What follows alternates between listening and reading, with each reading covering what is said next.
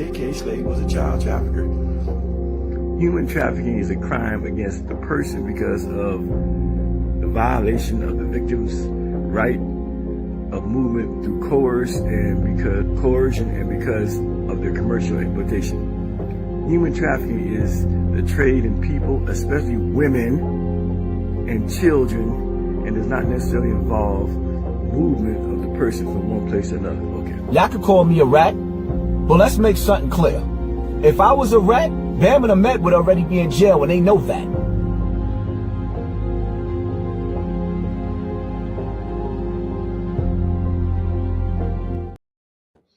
Peace, everyone. How you doing? Welcome to Israel Doctrine's Google Hangout. And this is part 2, Murder Doctrine Episode Part 2.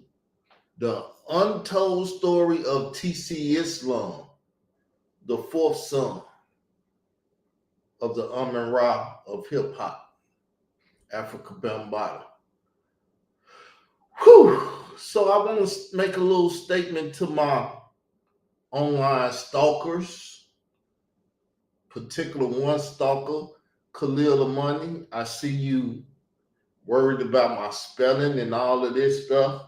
What you need to do, Khalil Amani, is come over here and criticize this murder doctrine stuff. Because I don't care about spelling unless I'm doing something that's finite, like these shows. So you should come over here and mess with this finite stuff and see if I'm spelling or misspelling things wrong. What you say? Hopefully you take me up on my offer. Okay, people, let's get started. We're going to let the computer read. Murder Doctrine Episode 2, T.C. Islam, the fourth son of the Amun-Ra of hip-hop. The Amun-Ra of hip-hop, Africa Bambaataa, because it's comedic based.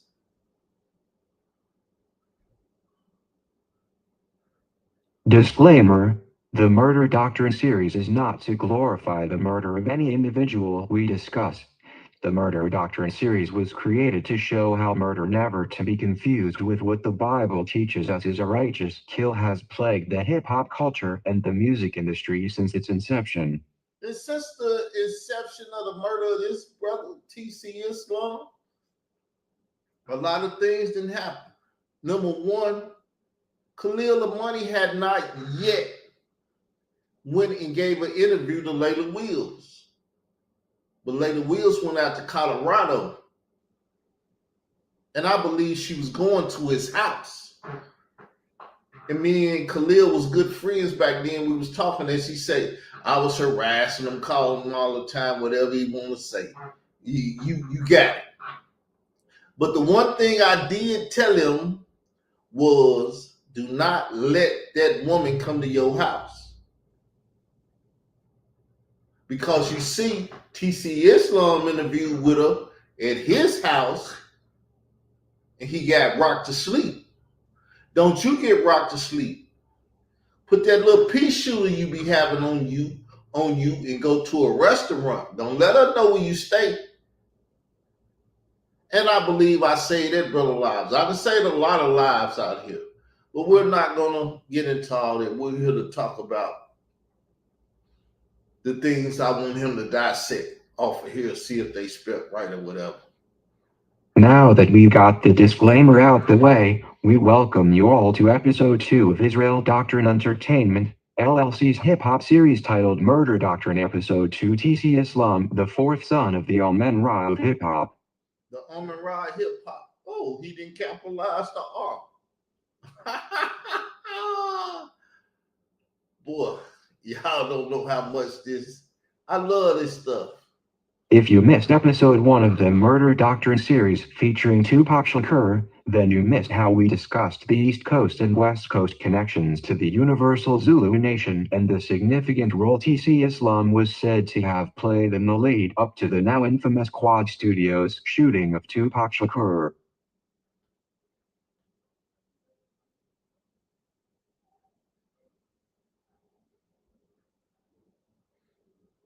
Be sure to go back and watch previous episodes, as some new episodes will tie together certain events that the last episode provided information on. In this episode, we will deep dive into the murder of TC Islam and whether a conspiracy to cover up the events surrounding his murder was done intentionally by former Universal Zulu Nation members and affiliate of Zulu Warriors Security Company, the likes of people like none other than Hassan Poppy Campbell.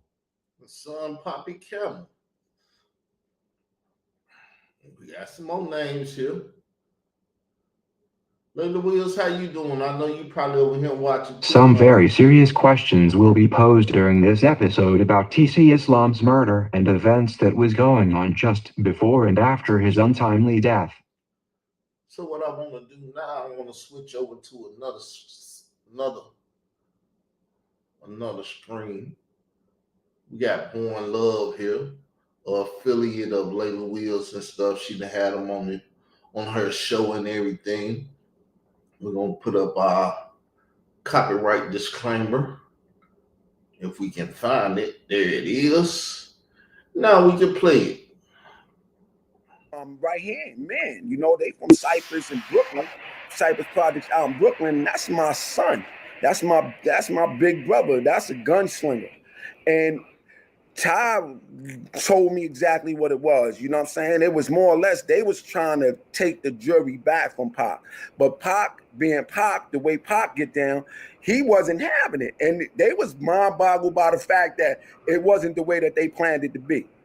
And Pac was reaching for that 32 he had on him in his boot or whatever, and it just turned into somebody had shot him. But TC Islam did the interview with Pac, and that basically spawned everything that wound up being East Coast, West Coast thing, and you know, God bless the dead for Pac and God bless the dead for Biggs. You know what I'm saying? So there you have it. There you have it. Mr. Love speaking for itself. So when we start speaking about Mr. Love speaking and this and that and everything in the documentation that I brought up, you won't say, I'm lying or BSing you. I never lie. I never BS. And you know I bring receipts to the table. And some people like to quote me, I bring receipts to the table. Well, I've yet seen any of your receipts. But we're going to keep going now.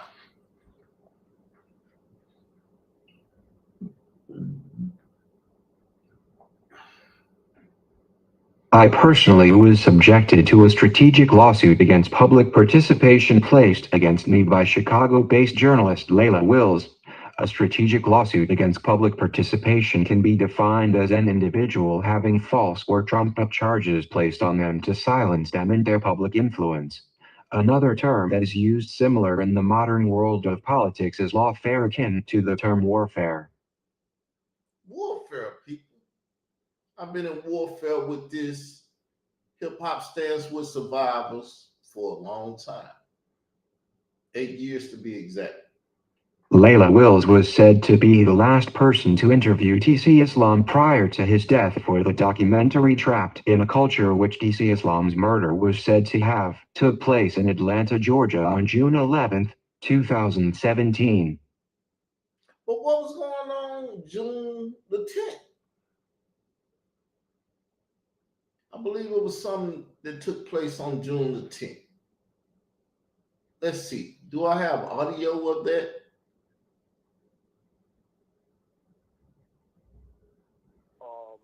And then after this interview, a few weeks later, he gets killed. You know what I'm saying? And you think there is that connection with the Zulus because he was one of the few outspoken ones. I'm gonna tell you like this. I spoke to him the night before he got murdered. I spoke to him, and pretty much he was crying on the phone. And to be honest with you, I was annoyed with him. I was thinking to myself, shut the fuck up, because it's very similar to Ron Savage came out and I wanted to split his head to the white meat. Very similar to that. But no one paid attention to this stuff when it was happening. but me. That's why I got the documentations of all this stuff. Believe me, I done look deep into what's been going on. I know what's going on, and I can speak on it. That's why they want to say he has nothing to do with it. I have everything to do with it. I'm the reason that it's coming up and being talked about today.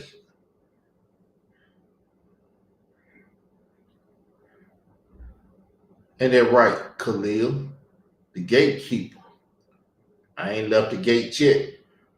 During the civil action against me, which was initially Layla Wills filing a stalking no-contact order, Layla Wills falsely alleged criminal charges against me, claiming that I was online brandishing firearms and threatening to harm her. The false claims against me, which led to my arrest without the reading of my Miranda rights by the officers of Cook County, Illinois, was no doubt a breach of the false statement ordinance laws in the city of Chicago by Layla Wills. Yeah, she Jason Smolletted me. Jason Smolletted me. And she would have had to pay Chicago, Illinois money for Jason Smolletting me. She dropped the case. I'm through with this cat. The reason all of the false charges placed on Layla Wills against me is so important to this episode is during the civil case against me, Layla Wills submitted demands that I be compelled by the court to hand over any correspondences I had involving TC Islam in Layla Wills' documentary, which at that time was Trapped in a Culture. See, the paperwork. Do I need to bring up the paperwork? The paperwork is on my wall. But let me go on my documentations and pull the paperwork out.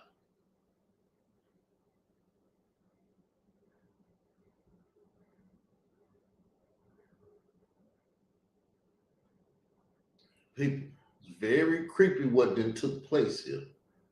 Very creepy what then took place here.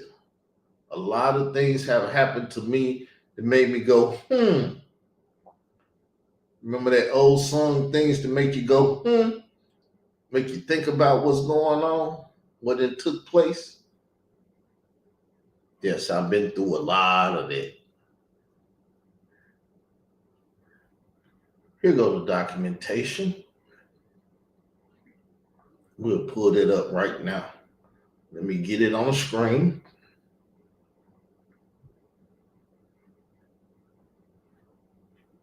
Don't need that. How y'all doing out there? You don't have to speak. I know you're here to find out information you would not find out. So you see right here, all email, text, video, and any/all communication with any person regarding the homicide of TC Islam. That's why she took me to court. Khalil Money been running around here lying, saying you were stalking her. No. Take a screenshot, read all of that. All videos containing reference directly or indirectly mentioning Layla Wills in her documentary. Where the stalking at? The video containing Chicago hood rat Layla Wills shows just how much a rat she is. Where's the stalking? All emails, texts, and any/all communication with God of hip hop news censored regarding Layla Wills in her documentary. Where's the stalking at? When you read stalking, then that's what I did. That's why I was in court. That's why I got locked up for stalking.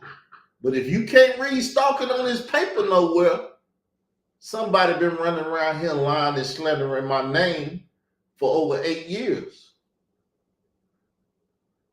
4, all email, text, chat, and all communication with YouTube moderator Dollar Skills, Like a Black, Tawana Allen, Jaquez Thompson, regarding Layla Wills in her documentary. All email, text, videos, and any/all communication with Kevin Gillespie regarding Layla Wills in her documentary.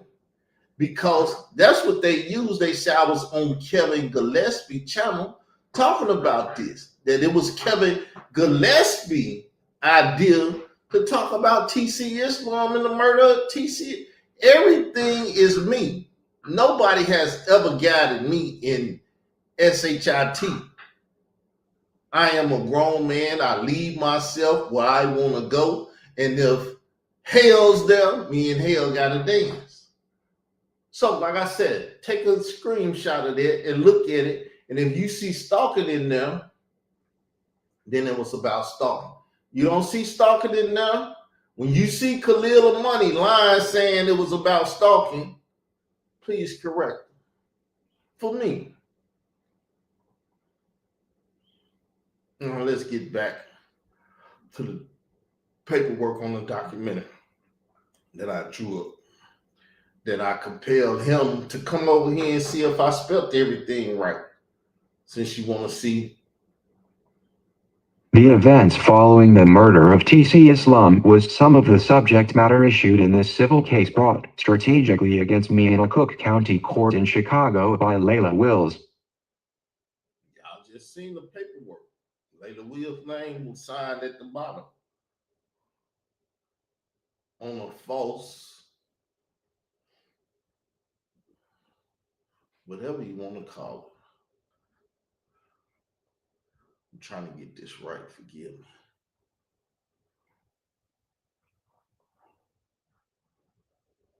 It ain't working.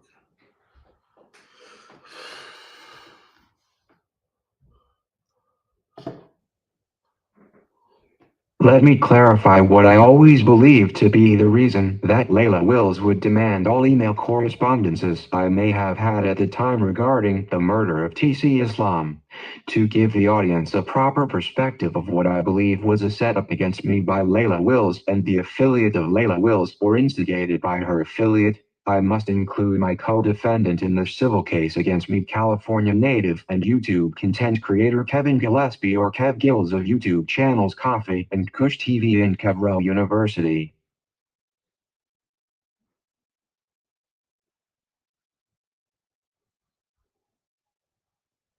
Before we speak on Kevin Gillespie, as many of you all who have watched the Israel Doctrine Entertainment LLC YouTube channel over the years may know, this platform started a movement in 2017 using info activism on my YouTube platforms to find the whereabouts of what was reported to be a young Spanish or Latino teenage boy that stabbed Africa Bambataha and his manager Ahmed Henderson of the Universal Zulu Nation in a New York apartment in 2013. The reason for the stabbing of Afrika Bambataha and manager Ahmed Henderson was for what was alleged to be a statutory sexual assault of a minor committed by Afrika Bambataha at the time, as reported first by Straight Stumpton magazine writer Colorado-based Khalil Amani in the article, Afrika Bambataha, Gay and Date Raping? A gay man date raping somebody, not a pederast raping a younger boy. Now, in light of my movement, the key culprit to the question of what happened to that boy from my research came from Hassan Poppy Campbell, the alleged victim, who I believe was a co-conspirator and who also claimed that he was given a photo of the identity of the teen victim of statutory sexual misconduct with a hit order to murder the teen for Afrika Bambataha on behalf of Zulu Warriors Security Company. After Bam got out of the hospital, to figure out what really happened, and he gave me the picture of a light-skinned Puerto Rican little boy that looked just like me as a kid. And he gave me that picture because I was going to be the one who killed that boy for Afrika Bambaataa. Y'all heard him? Did that sound like Hassan Campbell? That wasn't no pitch voice. That's what he said out of his own mouth on his own YouTube channel. But nobody in the community act like they heard him. They got 2 ears, 2 eyes, but they didn't see no evil, hear no evil, and therefore they won't speak no evil. Back to Kevin Gillespie and the connection to the Layla Wills civil case against Kevin and myself. My first interaction with Layla Wills was an email I sent to her inquiring about if she was aware that Hassan Poppy Campbell, who was set to be a star witness in her documentary Trapped in a Culture, has conflicting statements on being a victim of Afrika Bambaataa as opposed to what I believed was a willing participant, willing not only to cover up criminal activity for the Universal Zulu Nation, but even willing to murder for the nation as it related to minor victims of Afrika Bambaataa's sexual misconduct.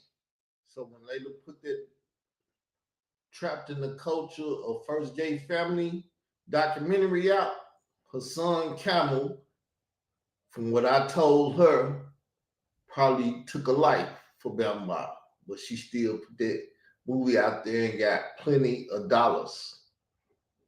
To my surprise, Layla Wills responded to me and informed me that nothing that I inquired about to her was something that she was already aware of, and that she was not interested in speaking to me about her documentary or for research purposes.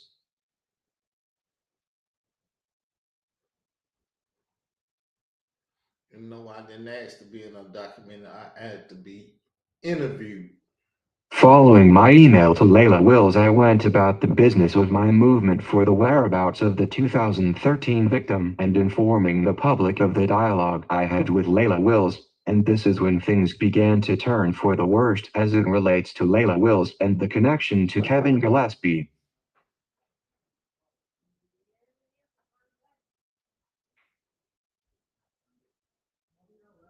First, to combat my commentary on Hassan, Poppy Campbell, and my speaking on YouTube platforms about Hassan Campbell and the missing 2013 victim, Layla Wills started doing interviews on YouTube with the likes of channels like Sonetter TV.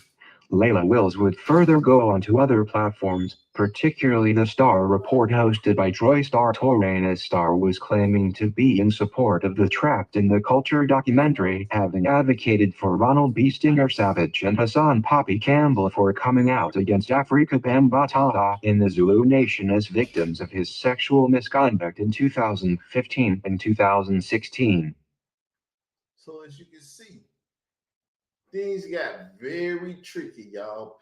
Things got very tricky when I told her about her son Camel not being a victim, but being the opposite of a victim, a co-conspirator. And she already had put her money in the documentary. She didn't want to hear that. I already know the stuff that's been going on and what didn't happen. You ain't been here before me. I know everything. So basically, she was telling me, I know her son was given a picture to kill the boy and everything. I don't care about the boy. And I knew she knew, because Troy Star Terrain asked the question, what happened to the boy before her son and I? They knew. The attacks against me and my platform started off as light jabs indirectly against me and my chat moderators, calling us 85ers or people who lack intelligence, and my chat room moderators as chat rats. I knew the attacks were on me and my movement, as nobody else at the time was in opposition to Hassan Campbell online, to the extent my movement was spreading, and I would later be made correct when the false civil case was brought against me, and she included the screen names of my chat moderators who had nothing to do with her false claims of stalking whatsoever at the time. So the moderators was stalking too? Nah, she just didn't want people to speak on her alleged murder of T.C. Islam, or giving up the evidence of where he stayed so a Zulu can fly from New York to Atlanta and take his life. Layla Wills would further go on to speak about how the funding for her documentary Trapped in a Culture was all finances by her personally, and even made innuendo threats that for her money invested, she would be willing to do bodily harm to content creators. Yeah, she told Sadetta, she said, nah, I won't get you killed for that, but if you mess with my money, I'll get you killed for that. And I was messing with her money. So what you think? You think she would have killed me for that little money? The bodily harm Layla Wills said she was willing to do with any who jeopardize her investment involved using people's addresses to have someone like Hassan Poppy Campbell pay them a visit. The address games played online at that time was where she threatened to give the address of the person home Sonnetter TV used to do her interview. The person YouTuber Jabari had allowed Sonnetter TV to use his home as a studio, and this is where things align with TC Islam, Kevin Gillespie, and myself. We spoke about it. And when they heard it, they said, oh, doo-doo. The Vatican City has the information. I'm the Vatican City. That's what they was calling me. Following Layla Will's interview on Sonnetter TV, I began to do interviews on YouTube channels such as YouTube Creator 6 Dynasty, Tommy Sotomayor, and Kev Gills discussing the documentary and the threats made, and also how the threats made were very similar to what was claimed led to the murder of TC Islam. Following his last interview with Layla Wills for the documentary Trapped in a Culture.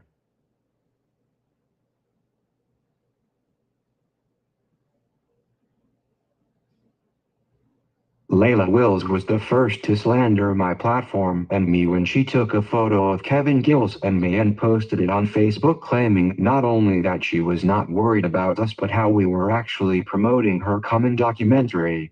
The slander that occurred was in the comments in the post. She alleged that I was a supporter of adults who molest minors or a supporter of underage sexual assault of minors.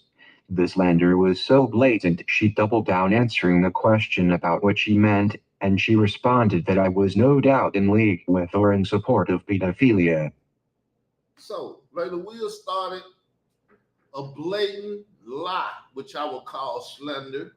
Once again, I'm a defendant. I'm not a aggressive person.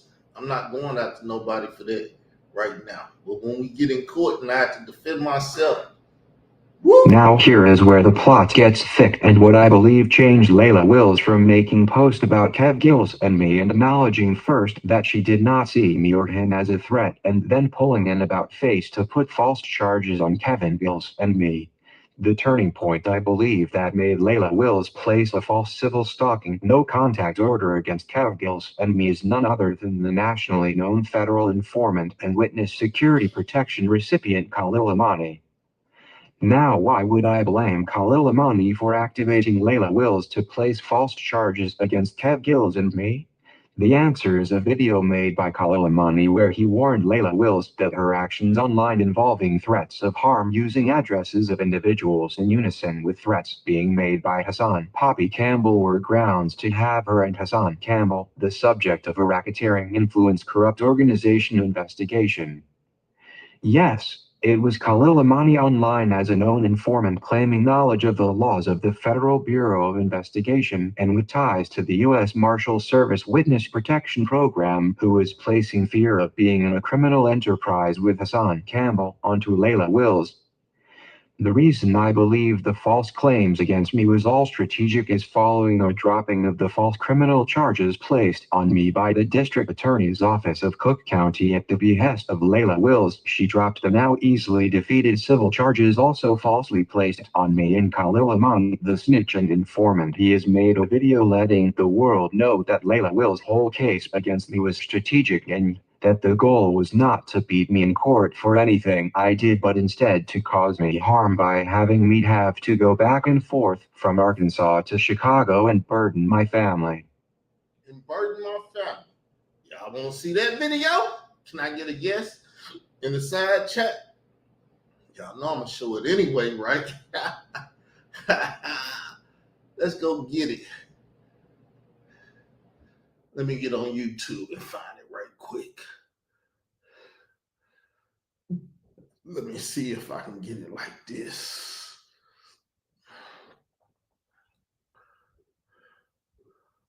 Lord Rodney Clark, Israel Doctrine. If y'all don't know, that's Khalil Amani government name, Lord Rodney Clark.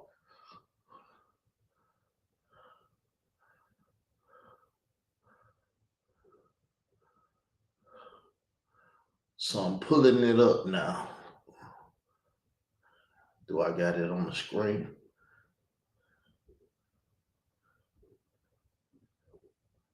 Here we go, right here. Let me say this to you, Izzy. You're making videos about Layla Wills. I think you're a day late and $1 short, my nigga. I said you making videos trying to go at Layla Wills. I think you're a day late and $1 short, nigga. Because Layla Wills, in all actuality, played the fuck out of you, nigga. She played you like a violin. She did a goddamn Beethoven's Fifth on your ass. She was Stravinsky. She was Bach and Rachmaninoff. At this point, remember, I just played what he said DJ K. Slay was a child trafficker. And he said, why would I come out and say that? Remember, he said I was stalking her, harassing her, stalking her. But then he come out and say her lawsuit was strategic. And he said all the other things. He's a snitch. He'll snitch on the people that he worked with. She played you like a violin, nigga. Oh yeah, she did. I hear you talking about how you made her back down or you won the case. No, nigga. You didn't win the case in Chicago against Miss Layla Wills. It was all strategic, fuck nigga. She made you spend money that you didn't have. She made you go up and down from Parkett, Arkansas to Chicago, Illinois, back and forth, all through the winter. She had you doing that shit for a year. She made you have to.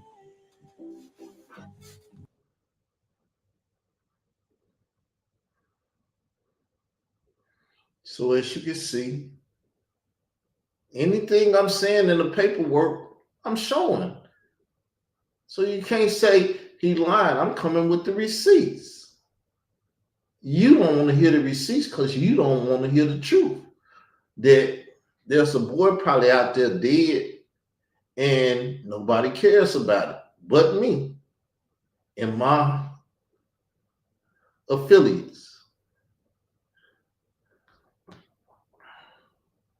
The people that join my Facebook group and other people that have a line with me. TC Islam's murder has way more ramifications than just being used in a civil case against me, but also, as Hassan Campbell has made claims, that Afrika Bambaataa, Ahmed Henderson, and him were co-defendants in an unsolved murder. Hassan Campbell also stated in the public that he spoke to TC Islam the night before his murder, and it should be noted that TC Islam was said to be hiding in Atlanta from the Universal Zulu Nation for previous death threats before he was murdered in Atlanta. Hassan Campbell, in an interview with Murder Master Show Music Show, Hassan Campbell not only stated that TC Islam told him the night before his murder that he was given Afrika Bambaataa 3 days to speak to him, or that he was going to go public with all the knowledge he had on Afrika Bambaataa as it related to sexual deviance with not only minors, but with known famous hip-hop artist. Hassan Campbell would admit that he was upset with TC Islam, alleging that he felt that TC Islam was more worried about making amends with Afrika Bambaataa and the Universal Zulu Nation as opposed to truly wanting justice for what it was being alleged that Afrika Bambaataa was doing. You hear that? TC Islam told him, hey, time is running out. Hassan argued with him the night before he was murdered. Another thing about that Murder Master Music or whatever the name of that show is, Hassan said he would go to Atlanta and put some knots on Atlanta native head. Meaning there was nothing to grab a plane, go down to Atlanta and put his hands, gun, knife, or whatever TC was murdered with, on a person and go back to New York City. And who knew that he went out that night and committed what he did? Because he was already telling people, I'm a murderer. I didn't murder people before. What it sounds like to me is that there's a skilled organization out there by the name of the Zulu Nation that get people murdered. They may want to come to Arkansas and try to do something to me, but it ain't that easy, my Zulus. It ain't that easy, my Bloods, because Whack 100 is a part of this too. Khalil Money like to say he's Khalil Money 100. And he threatened Kevin Gillespie with Whack 100. Same way Whack 100 Big Homie threatened Kevin Gillespie with this and that. It sounds like it's an organization out there, the gay mafia or whatever, that's killing people. Something that stood out in Hassan Campbell's interview about his conversation with TC Islam the night before Islam was murdered is that he claimed he personally was not afraid of any death threats made towards him for his own coming out against Afrika Bambaataa. I say that the statement of no fear made by Hassan Campbell stood out as odd because he would later allege that his whole staying on YouTube as a content creator instead of seeking mental help for his trauma as an alleged victim of Afrika Bambaataa was due to a hit order said to be made against him by the Universal Zulu Nation member, the now also deceased Queen Pepsi. Layla Wills was the last interview that TC Islam did to expose Afrika Bambaataa and the Universal Zulu Nation for being involved with allegations of sex trafficking, extortion, murders, and the cover-ups for over 40 years as the Godfather and Amen-Ra of hip-hop. Now, as you heard Khalil Money say, which DJ K. Slade was a member of the Black Spades and the Zulus, was sex trafficking. Coercion implicated because the victim, whether if you move them or not, you stop them from doing what they wanted to do. You coerce them to stay there and get sexually abused by their abusers. And DJ K. Slade was a part of that, so you know it was going on. You know it was going on.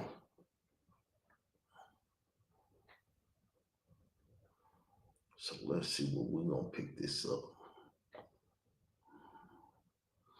I'm doing too much. Forgive me, people. Getting overzealous.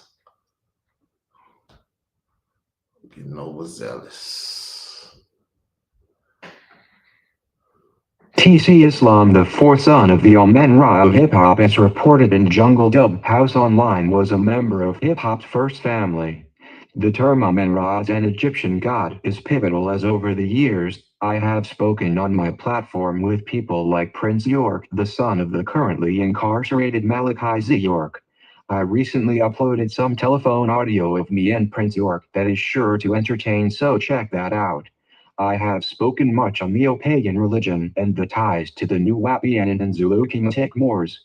The Amen-Ra connection is a point to make here, as it was members of the conscious community's Amen-Ra Squad, affiliate of the House of Consciousness in Sonnetter TV, who called me informing me that Layla Wills was an associate. The call I received from the Amen-Ra founder was asking me to lay off of speaking about Layla Wills, even though it was her who slandered Cav Gills and me on her Facebook page, and then it was her who dragged Cav Gills and me into a false civil court case and got me arrested on false criminal charges. Throughout the back and forth online, star Troy Torrain made statements that Layla Wills was not only a Panther Cub or the daughter of Black Panthers in Chicago, but also that she had many relatives who are active members of the street organization O Block. Even if what Star says is true or not about the O Block ties to Layla Wills, I always believe that the strategic lawsuit against public participation done towards me by Layla Wills was to have me placed in the general population of the Cook County Correctional Facility in Chicago.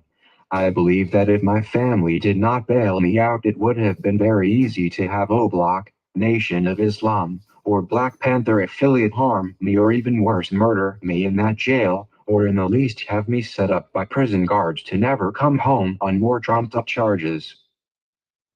I believe they were trying to take my life away. Thank you, Lord God of Israel. Because they weren't playing no games with me. It was strategic.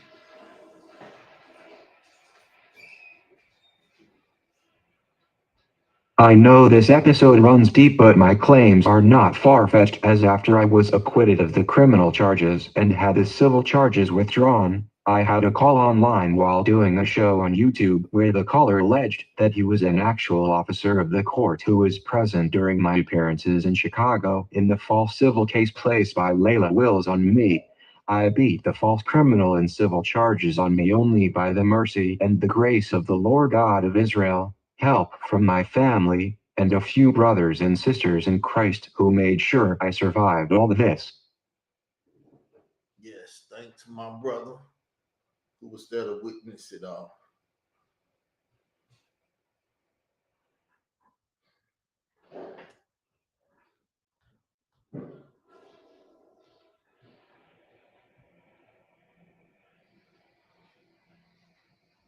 Sadly, TC Islam was not as fortunate to escape the fate that he met while fleeing Universal Zulu Nation as reported, and thinking that he would be safe while in Atlanta.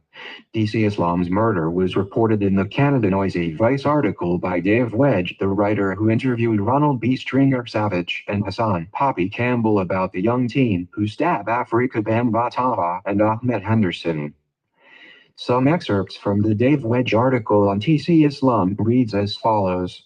Less than a month before the 51-year-old rapper was gunned down on an Atlanta street this June, he gave a chilling interview to a documentary filmmaker in which he said he feared for his life.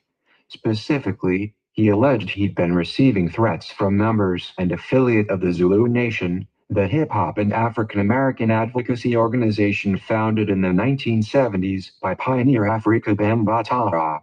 At the time, Chicago-based filmmaker Layla Wills was finishing up a forthcoming documentary called Trapped in a Culture, which details sexual abuse allegations against Bambatawa. Islam, whose real name was Tony Purnell Bell, told Wills he received multiple threats from members of the Zulu Nation after stepping down from the organization in April 2016 and speaking out against its founder. Who would know it that DJ K Slate died in the April? April is my birth month, and a lot of stuff was taking place in April, which is the beginning of the year, if y'all didn't know. God's year.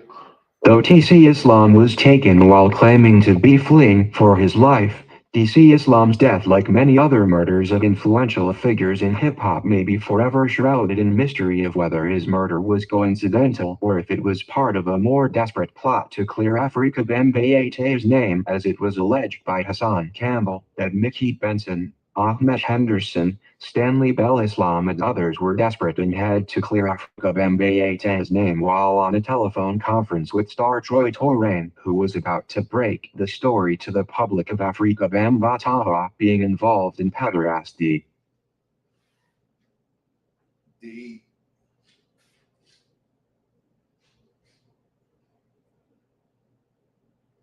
As we close this episode 2 of Murder Doctrine, featuring the death of TC Islam, we prepare the audience for our next episode, which all ties together with episodes 1 and 2, as we will be discussing the murder doctrine of rapper XXXTentacion. The 6 degrees of separation of the next episode is something you all do not want to miss, as we will show how the murder of XXXTentacion ties to this platform and story of the missing teen alleged stab Afrika Bambatawa and his manager Ahmed Henderson, and the ties of XXXTentacion to the nationally known informant Khalil Amani, and how his death was used to attack me on my platform. Yes. Somebody's God, so maybe they'll tell you about it before I tell you about it. So I'm dictating a lot of stuff. By speaking, I believe a lot of people want to get out here and tell their story about my story. Because this is my life that I'm talking about. These are incidents that I was in. So Sue me if you want to. I'm ready to go to court. Remember, I'm a defendant, not an offensive player. I'm a defensive player. If you all like this content, hit the like button, share this video, hit the notification for alerts, become a member, and get ready for the release of Murder Doctrine Episode 2, which discusses the death of TC Islam of the Universal Zulu Nation.